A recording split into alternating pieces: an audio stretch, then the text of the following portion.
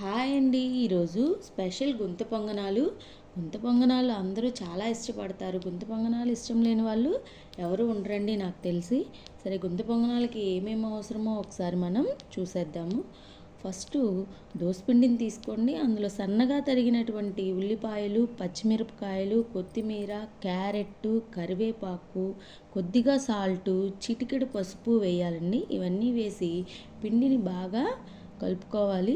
అలా కలుపుకున్న తర్వాత మనము ఒక ప్యాన్ని తీసుకుందాం. మౌల్స్ ఉన్నటువంటి ప్యాన్ని తీసుకుందామండి. ఆ మౌల్స్ ఉన్నటువంటి ప్యాన్లో ఒక్కొక్క స్పూన్ ఆయిల్ వేద్దాము. ఒక్కొక్క మౌల్లో ఒక్కొక్క స్పూన్ ఆయిల్ వేసి ఈ పిండిని మనం మన వీడియోలో చూపించినట్లుగా నిదానంగా ఆ మౌల్స్లో వేసుకోవాలండి. ఇలా మౌల్స్ అంతా కూడా పిండిని వేసుకోవాలండి. వేసుకున్న తర్వాత దాని మీద ఒక ప్లేట్ పెట్టేసి లో ఫ్లేమ్లో కొంచెం సేపు దాన్ని చక్కగా ఉడికించుకుందాము.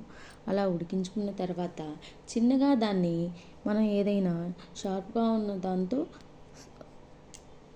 దాన్ని టర్న్ చేసుకోవాలండి. ఒక్కొక్కటి చిన్నగా నెమ్మదిగా టర్న్ చేసుకుంటూ ఉండాలి. అలా టర్న్ చేసుకొని ఇలా ఒక్కొక్కటి టర్న్ చేసుకొని బ్రౌన్ కలర్ వచ్చే వరకు వాటిని కుక్ చేసుకోవాలండి. అంతే, గుంత పొంగనాలు రెడీ అయిపోయాయండి. ఇవి చాలా క్రిస్పీగా, చాలా టేస్టీగా ఉంటాయి. ఒకసారి మీరు కూడా ట్రై చేయండి.